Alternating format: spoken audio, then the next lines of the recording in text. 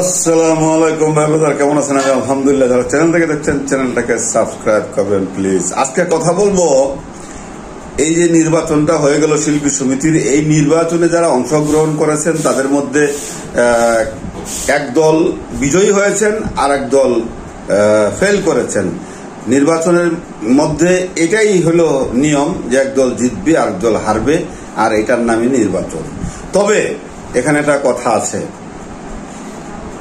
যারা মানে জনপ্রিয়তার শীর্ষে আছেন, কম ভোটে ব্যবধানে তারা ফেল করেছেন, তাদের নির্বাচন আবার করা উচিত। আর যারা একেবারে লুজার তাদের আমি মনে করি আর নির্বাচন করা উচিত না। কারণটা হচ্ছে এই ধরনের লোকগুলি যদি আবার নির্বাচনে আসে তাহলে ভোটারদের ভোট দিতে বিভ্রান্তির সম্মুখীন হইতে হয়। কাকে ভোটটা দেব তখন এই মুখ চিনা লোকগুলিকে দিতে যেয়ে হয়ে যায়, ভোটটা নষ্ট হয়ে যায়। কারণ আমি যতই বলি ওকে ভোট দিব না, যখন একটা পরিচিত মুখ চোখের সামনে আইসা ভাসে তখন কিন্তু আমরা আর তাকে ইগনোর করতে পারি না, অ্যাভয়েড করতে পারি না, ভোটটা দিতেই হয়। তো কি হইলো, ভোটটা আমার নষ্ট হইলো। আচ্ছা, গেল এই প্রসঙ্গের এই কথাটা।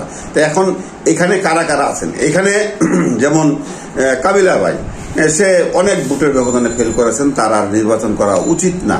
তারপরে এক্সিকিউটিভ কমিটির যেমন আপনার নিরঞ্জন, তারপরে ইউসুফ, তারপরে এ ধরনের যারা আছেন ওই যে কি বলে স্বতন্ত্র থেকে, তাদেরও আর উচিত না নির্বাচন করা।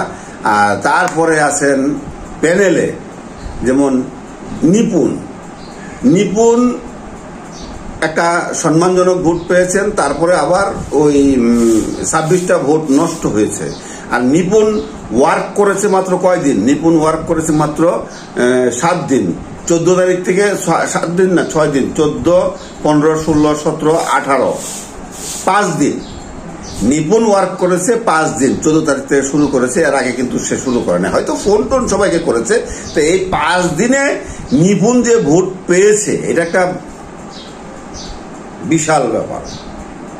যারা বুঝেন তারা কমেন্ট করবেন। আর ডিপজল ভাইয়ের প্যানেলের তারা এই রোজার আগের থেকে শুরু করছেন তাদের প্যানেলের কার্যক্রম, তারা ভোট চাচ্ছেন।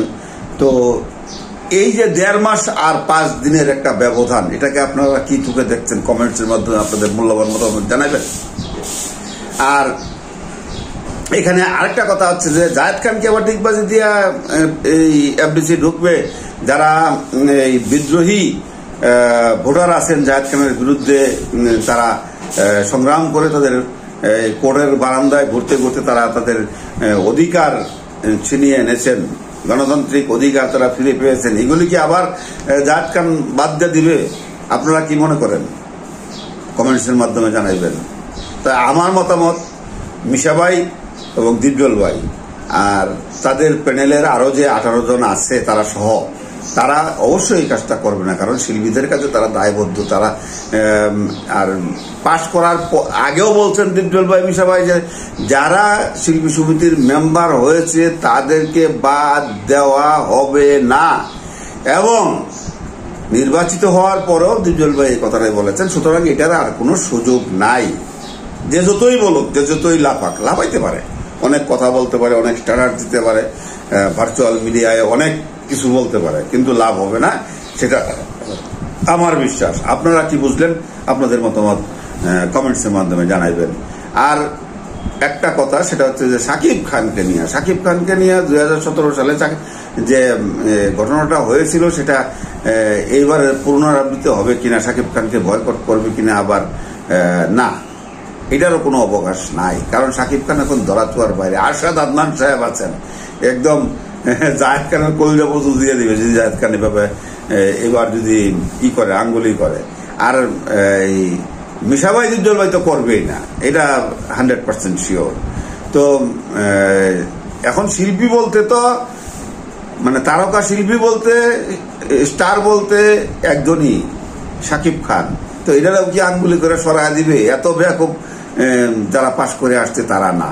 হ্যাঁ, তর্কের খাতিরে তারা গঠনমূলক সমালোচনা করতে পারে, গঠনমূলক তর্ক বিতর্ক করতে পারে। তর্ক বিতর্ক করলে অনেক ভুল ত্রুটি ধরা পায় এবং সেদিন শুধরানোর সুযোগ থাকে। তর্ক বিতর্ক না করলে হবে না। তো তর্ক বিতর্ক যদি না করা হয় তাহলে তো ভুলগুলি বোঝা যাবে না। যেমন নিপুণের আশপাশে যারা ছিল চামচারা নিপুণের অনেক ক্ষতি করেছে।